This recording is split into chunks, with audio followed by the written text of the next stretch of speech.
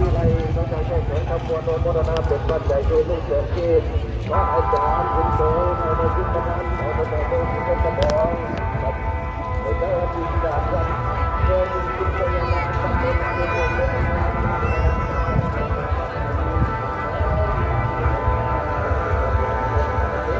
ป็นสบายดีและก็สวัสดีทุกท่านทุกท่านมื้อนี้สน้อยพามันยางหล่อในงานบุญวัสกาศพระธาตุหลวงในทุกคนมื้อนี้เป็นมื้อแห่ประสาทเป็นบุญประจำปีเนาะแห่ประสาทบุญนมัสการพระธาตุหลวงทุกปีต้องได้จัดขึ้นต่างประเพณีฮิปโปก่อนมื้ออื่นใส่บาตรเนาะมื้อนี้ให้มันแห่ประสาทพึ่งเนาะหลังจากมื้อใส่บาตรแล้วตอนแรกมาก็ฮีเวียนเทียนเนาะแต่ว่ามื้อนี้เป็นมื้อแห่ประสาทพึ่งเพิ่นก็เฮ็ดจากเทียนไข่เนาะไข่พึ่งเนาะ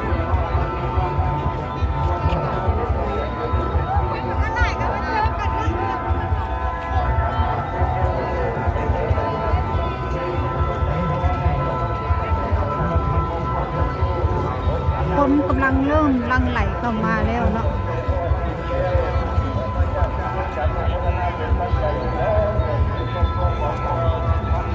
ใกล้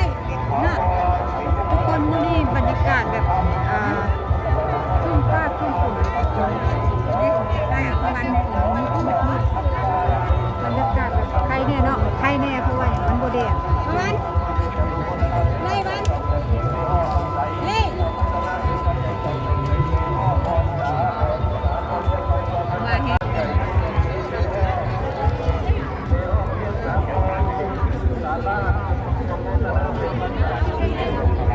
มื้อนี้เขาไม่ได้เตรียมพร้อมเป็นอย่างนะครับไปซื้อ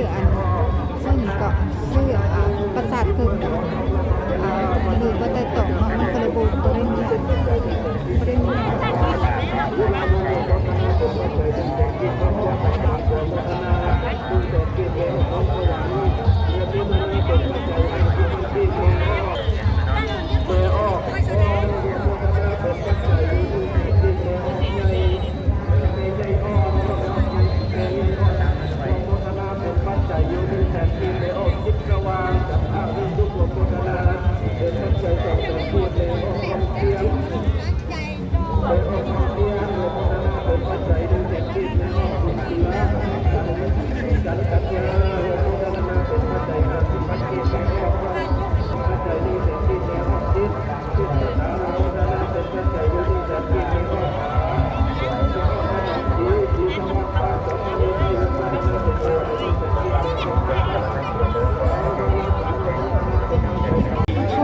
ตามประเพณีลาวเลย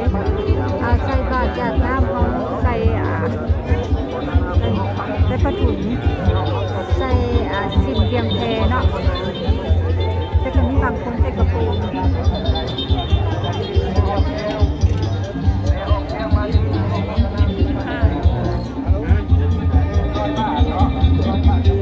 มาเบิ่งประเพณีลาว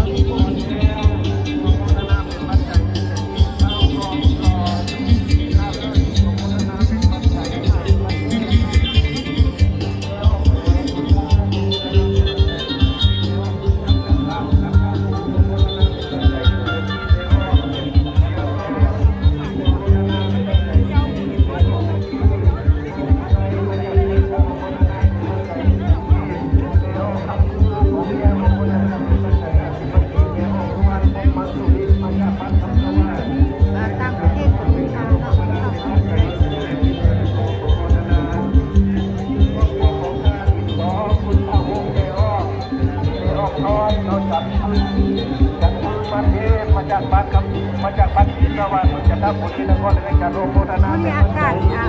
แบบครึ้มบ่แดดเนาะสามัญพรสวรรค์แห่งชาติเราตอนเช้ามีฝนตกโปรยนิดนึง ปัจจัยอยู่ซึ่งลานเกี่ยวกับดูโมทนาก่อนเป็นบุญเป็นกุศลบุญทำนำสู่อยู่ดีโมทนาเป็นปัจจัย100,000กีบออก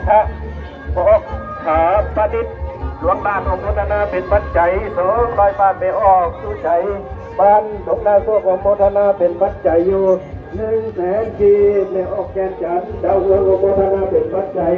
50,000 กีบแม่ออกท้องสวยโมทนาเป็นปัจจัย50,000 กีบพอออกขับเตือนพร้อมด้วยครอบครัวบ้านอากาศโมทนา100,000 กีบแม่ออกแก้วประดิษฐ์แก้วปณีวงมาจากบ้านบนป่าปังโมทนาเป็นปัจจัย100,000 กีบแม่ออกมินนะวง ย่าง ที่ สาม นาบ่นี่เนาะ ย่าง สาธุขอสมโภชนะเป็นปัจจัย100,000 กีบแม่ออกเถิดมาจากบ้านปากคลองโมทนาเป็น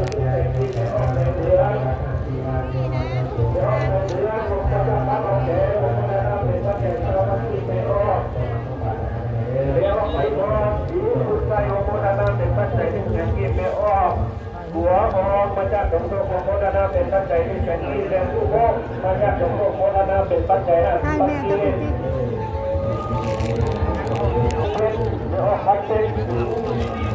มาวงโมทนาเป็นปัจจัยอยู่ เราต้องอ้อมสามรอบก่อน เดี๋ยวเป็นสมรอินทาหักพร้อมด้วยครอบครัวมาจากพันนะครับโมทนาเป็นปัจจัย50,000 กินเดี๋ยวคำนุ้ยจันทราศีมาจากบ้านดอนแดงโมทนาเป็นปัจจัย100,000 กีบครอบครัวของพอโมทนาเป็นปัจจัย100,000 กีบเดี๋ยวขับไปสุเทพ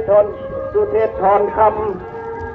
มาจากบ้านทางอโมทนาเป็นกีบครอบครัวของทานคอสวรรค์เป็นสมพรพร้อมด้วยครอบครัวมาจากบ้านจอมณีโมทนาเป็นปัจจัย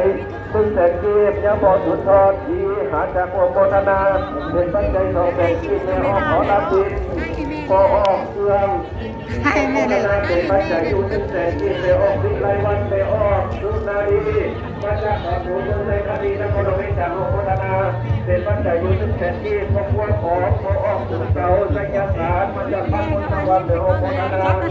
ปัจจัยอยู่100,000 กีบแม่ออกจาก ไอ้เขาเลยบอกหนทางเลยด้วยจะมาเป็นสะดวกไอ้เขาเลยเห็น32 เล่มเกิดเนี่ยอะไรกันที่กันวันนี้แล้วกันนับเอาเนาะจะครอบแล้วก็แล้วแต่เนาะเอาให้มันเริ่มต้นอยู่ฝั่งนั้นเนาะ เป็นปัจจัยอยู่100,000 กีบแล้วหัวลาวโมทนาเป็นปัจจัยอยู่50,000 กีบแล้วเราก็ทำเรื่อง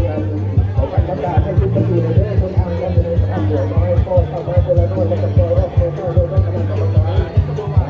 ดูเนาะ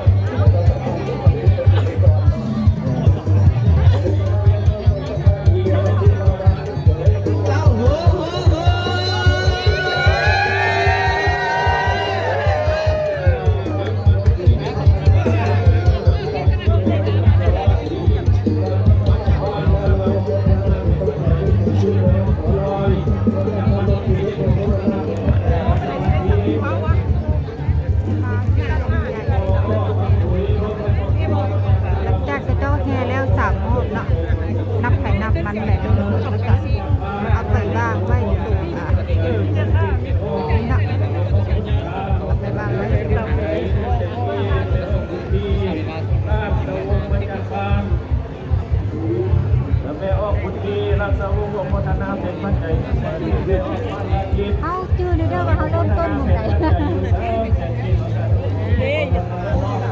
จะเป็นไรมันจะเป็นกันเด้อ3 รอบเนาะ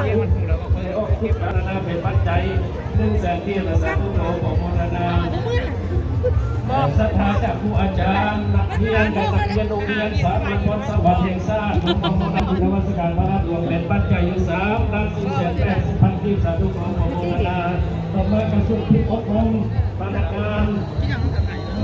เที่ยวนะครับจ้า เนี่ยทุกคนหลังจากผู้ใดย่างทอด3 รอบทุกคนก็จะเอามาถวายตรงซ้ายแล้วจั่วก็มันจะมาเก็บเอาต้นที่ว่ามีเงินเนาะมีเงินแล้วจั่วก็จะมาเอาถุงมาเก็บเพราะว่าคันบ่เก็บเนาะไฟที่ว่ามันใต้ทุบใต้เทียนสิมาอีกเงินเนาะจั่วเพิ่นก็เลยมาเก็บปัจจัยที่ว่าญาติโยมถวายเนาะเดี๋ยวเอิ้นเขาวางแล้วเขาก็เอาเงินใส่เนาะเอาเงินใส่บริจาคว่าโอ้ด้วยเขาบอกว่าเอาเงินใส่บริจาค สุขเสริมพวกเลยกองตัวมาจากบ้านไทยรถมือใช้สิขาแล้วก็เราพิจารณาโมทนาเป็นปัจจัย2เศรษฐกิจและสังคมโมทนาพี่ไอวอน มาเริ่มมองดีกว่าเพราะว่ามัน มันจะหลงทุกคนเพราะว่าแต่ละหมู่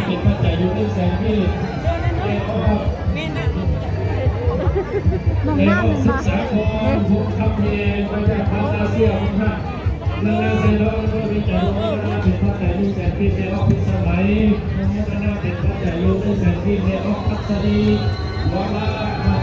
หาสุดก้าวเสือของพระองค์พระเจ้าวันวันของพระนาเป็นพระใจลูกแสนพี่ในออกเพียงที่ไรมาจากสัมพีใส่สินค้าของพระนาเป็นพระใจอยู่2 แสนกินในออกลำไยโยมนานาเป็นปัจจัยโย50 พันกินสาธุขอโมทนาไม่ออกสักทีมาลงคงโมทนาเป็นปัจจัยแสนกินไม่ออกวันมาเสียจันทร์มาโมทนาเป็นปัจจัยโย50 ถ้าถวายเราก็อธิษฐานกันเนาะอธิษฐานตามต้นเชื่อถือของชาวพุทธเขาเนาะอธิษฐานให้สมหวังให้เรียกงานอธิษฐานให้สมหวังเงินหาทำให้ชีวิตเจริญรุ่งเรืองก็ประมาณนี้แหละเนาะคนเขาสุขภาพแข็งแรงประมาณนี้แหละตามประเพณีโบราณแต่เราใครอยากได้อย่างไรคนเอาเงินเนาะจากเขาถวายต้นเรื่องเนาะ ไม่ออกน้องไหลตรงนี้ไม่ออกประชาสัมพันธ์ในคณะกรรมการได้ยังประตูให้ชุดประตูเด้อคณะกรรมการคนมันจะให้ชุดประตูเลยเพราะว่าคนเข้ามาหลายให้สลับซับเปลี่ยนกันเข้ามาเนาะให้เอาเข้าแนวออกเนี่ยเนาะเปลี่ยนกันออกเปลี่ยนกันเข้าเนาะเพราะว่าทั้งคนนี้มันเต็มแล้วคนในบ้านในบ่อจนตื้อต้องเสียงเลยนะยันโยมคนในบ้านในคนเป็นอย่าง คนหลายเนาะสมมติว่าคนเข้ามาหลายๆ อั มัน น นี้ จะ จะ ปิ ไม่ ด เร็ ถู ว ก เกิน ก่อน เป็นสัตว์ดี มันปิดถูกก่อนเพราะว่าท่านเข้ามาหลายๆแล้วมันจะแย่งกันมันย่างบ่ได้เลยแหละทุกคน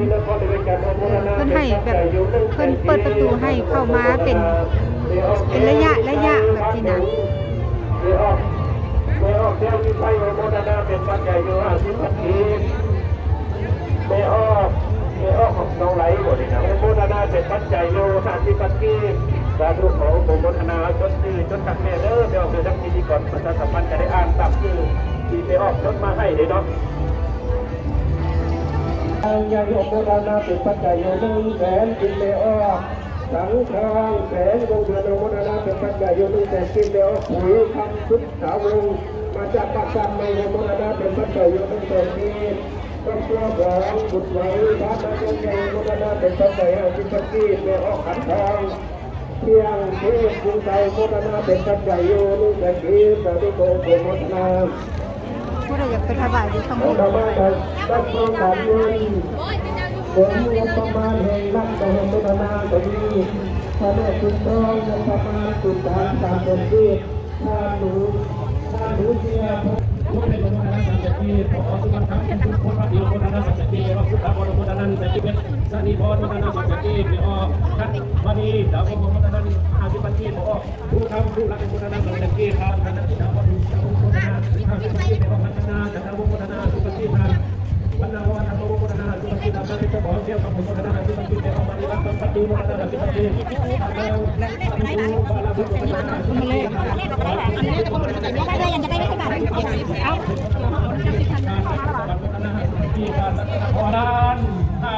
เป็นต้นของพันเกมสาธุเงินพลาดเป็น340 บาทสาธุของโมนานิคมหน่วยสะท้อนกระทรวงการเงินของโมนาในงานบุญวัสการพันอันรวม7,576,000 พันกีบ340 บาทสาธุของโมนาผมสวยสะอาดก่อนแล้วผมสวยสะอาดก่อนกระทรวงการเงินของโมนาบุญวัสการพันอันรวมเป็นปัจจัยอยู่7,576,000 พันกีบ340 บาทสาธุคณะพระทักฐานพระแน่การเงินนครหลวงก็พวงโมนาเป็นปัจจัยของผู้บริษัทผมจัดตั้งกระทรวงการเงินสภาบินจำนวน3,165,000 พันกีบสาธุขอโมนาเด้อเจ้าพระพุทธศาสนาวันนี้ก็ไม่แล้วแก้วแก่สัทธาดีไปออกคำของคุณมีความเพื่อกับพวงโมนาเป็นปัจจัยอยู่1 แสนกีบพอออกพรรษาประจำบัญญัติใหญ่โมนา1 แสนกีบ รัฐวิสาหกิจเราสนับสนุนโลจิสติกส์โมทนาเป็นปัจจัยอยู่500,000 เอฟสาธุโมทนาทานบุญมีเลี้ยงไสยจักรทานบุญมีเลี้ยงไสยจักรเดี๋ยวออกสุวันนี้อินทภพพร้อมด้วยครอบครัวและทีมงานทานเลยครับพี่เก้าทานอาหารเดินหวานเปสวรรค์ FC นะโมทนาด้วยพระมสการพระราชเป็นพระใหญ่3 ล้านกีบสา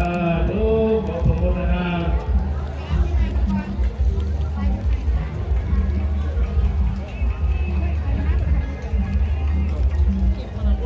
ประชาสัมพันธ์ที่เราเปิดในช่องทางโทรศัพท์สีดำนี่ดูหน้าออกเสียงที่เรื่องโทรศัพท์เอาเรื่องคณะกรรมการเรื่องไหนโทรศัพท์เรื่องวางโทรศัพท์ไว้หลังจากจดสื่อจดเสียงแล้วหัวโฆษณาแล้วก็ลืมโทรศัพท์เลยเอาแค่ตัวละคนเราเป็นคนวันหนึ่ง ไว้เห็นพวกไปเห็นพวกกันดูกันนะพวกผู้ชายนะนี่เขาถ่ายจุดเด่นจุดหนึ่ง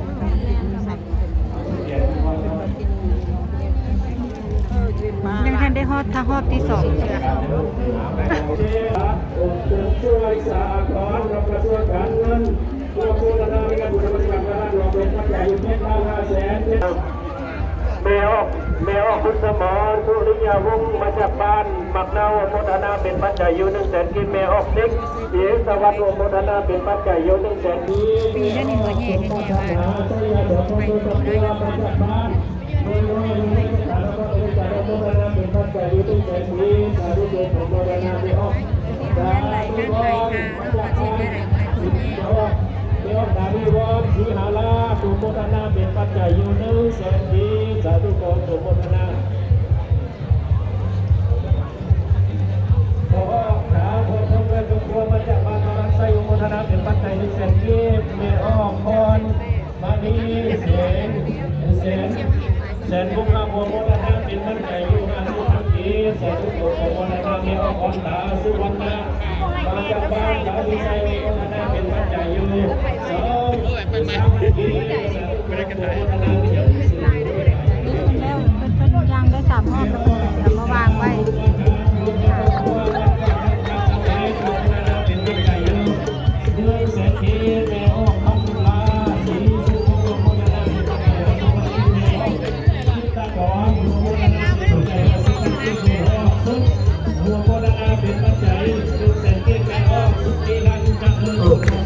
ครอบครัวของโมทนาเป็นปัจจัย200,000 กินสาธุโยมโมทนาครอบครัวของพ่อจากแม่เดี๋ยวครัวไรแก้วสีบานโมทนาเป็นปัจจัยอยู่อย่ายังศรัทธาพ่อยานามาจากบ้านสารคามคนในกันนี้นะคนที่จะโมทนาใส่ชุดลาวทุกปีหนึงมีทั้งที่ว่างานของพระหลวงเนาะว่าทุกคนที่ได้ใส่ชุดลาวแต่แล้วแต่ผู้ใดจะเตรียมมาเนาะแต่ว่าชุดลาวนี่ใส่ได้ทุกเทศกาลเนาะแต่ว่าอยากนุ่งแบบมาให้ทุกคนชมว่าของเอื้อยน้อง มาถ่ายรูปมาอย่างนั้นมันงานนี้เนาะมันเข้ากับประเพณีลาว ต้นโมโมทนาการบุญบริกรรมมาได้รวมกันปัจจัย3,000 กินสาธุ เพิ่นเริ่มสิลงกันแล้วได้เริ่มเมื่อยแล้ว ที่พอสัปดาห์ปาเสกำลาโมทนาเป็นปัจจัย300,000 กินสาธุโยมโมทนา ที่จ้างแนวมึงไฟแม่นปะ มาให้ตำรวจได้มีแต่คนจะบอกได้ล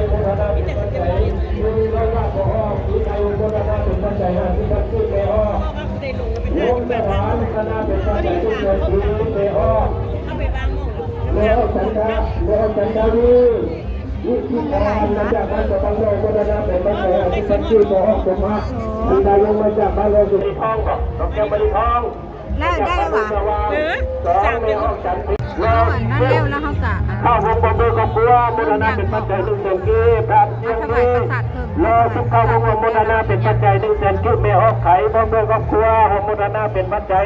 100,000 กิสาธุโยมโมทนานี่ก็ไม่ได้เกินจะจัดการดูครอบครัวของการจ่ายค่าที่ดินของวงไทยมาจากกันรถกระบะโมทนาเป็นปัจจัย100,000 กิสาธุโยมโมทนาแม่ออกคุณนามแม่ออกคุณนามมาจากกันนะดาวโมทนาเป็นปัจจัย100,000 กิแม่ออกสนบูชาแม่ออกผู้สนเนาะแ แม่ออกกุศลบูชามาจากบ้านบุญชาเมืองเทศบาลนครเลยการอนุโมทนาเป็นปัจจัยอยู่200,000กีบสาธุขอผมโมทนาครอบครัวของครอบครัวพรไทยวันพันธจิตมาจากบ้านดงโดโมทนาเป็นปัจจัยอยู่200,000กีบสาธุขอผมโมทนาอันนี้ก็ไม่เลิกเกินสักนาทีข้าพเจ้าจุฬาภารณ์ผลจันทร์ภูมิวิชัยนางตัวดีและตัวมาดีเกี่ยวมาดูทองคนเป็นครอบครัวญาติพี่น้องลูกหลานมนุษย์คนได้พร้อมกันเด็ดต้นประทับซึ่งลูกหลานตัวบุษราปัญญาพอ แบบแต่งตัวมา ตุ่มมะธาตุปัญญา แต่ง ละบานแต่ว่าบริษัทมี ตัวน้อยก็อยากแต่งองค์สุดเพื่อแต่แต่ไม่ได้ทำ บริษัทมีแล้วสาธุขอผมโมทนาทำไมเราเป็นสัทธาหรือเป็นไงวันมาจากบ้านพื้นฐานเหนือเมืองเทศบาลเราก็เลยจัดอนุโมทนาเป็นปัจจัย100,000กีบสาธุขอผมโมทนาน้ำเป็นเมเดอร์อันนี้ก็ไม่ต้องเป็นสัทธาหรือเป็นสีทัดเมสีถ้าผมเป็นคนตัวมาจากบ้านเราโมทนาเป็นปัจจัย100,000กีบพอทุ่งเมออกล่องเนาะโมทนาเป็นปัจจัย100,000กีบเมออกเรืองแก้วทุ่งมาจันมาจากบ้านโนนข้อโมทนาเป็นปัจจัยบริษัทปัจจัยสาธุขอผมโมทนาเนาะพอ4,000หัวโมทนาเป็นปัจจัยอยู่50,000กีบแม่สมควรสันตาวงศ์โมทนาเป็นปัจจัย50,000กีบสาธุขอผมโมทนาพอคำไม่วานมณีวงศ์มาจากบ้านดนกอไต้โมทนาเป็นปัจจัยอยู่100,000กีบสาธุขอผมโมทนาขน้อยสุราษฎร์อุดรสอนเนี่ยชุดมาจากบ้านจากบ้านนี้ไม่ใช่สถานนครเวียงจันทร์และก็นางคอนหลวงนางคอนหลวงเพียงคุณผู้ชมจะเป็นหาพรเบพร้อมนะเราจะสอนยังชุดชุดที่จะรักกันได้จะได้ความเป็นเวลาไม่ใช่รักกันจะได้เลยอันนี้ก็ไม่ได้เป็นสักนาดีเบอเบอเลยเบอเนี่ยอันนี้ก็ไม่ได้เป็นสักนาดีเบอสมเด็จเมอไม่ค่อยเต้นแห้งๆเป็นไหนนอน ไม่ออกลีนึงไม่ออกลีนึงเรื่องบ่เดี๋ยวโมทนาเป็นปัจจัยอยู่5พุทธลาสาธุขอโมทนาไม่ออกทุกดาวันทองมาลาวโมทนาเป็นปัจจัย50,000กีบไม่ออกหญิงคำไม่ออกหญิงคำมาจากบ้านห้วยลาวโมทนาเป็นปัจจัย100,000กีบไม่ออกมีรุ่นไม่แล้วแกแค่ดีไม่ออกเมออกอาวอนบ่ดิเมออกอาวอนนกแก้วปานโมทนาเป็นปัจจัย100,000กีบเมออกเตือนโมทนาเป็นปัจจัยอยู่100,000กีบเมออกรับเสียน คนเขาไปแห่ประสาทเพิ่นกับจบคลิปสำนีเด้อทุกคนเลยขอบคุณทุกกำลังใจเพื่อนๆที่ท่านที่เข้ามารับชมฝากกดไลค์กดติดตามให้สน้อยสตอรี่ด้วยเด้อเพื่อเป็นกำลังใจในการทำคลิปต่อไปขอบคุณมากๆค่ะไง ไม่ใช่กว ลืมกดกูลืมกด แต่วันที่เราต้องนำปัจจัย100,000กีบ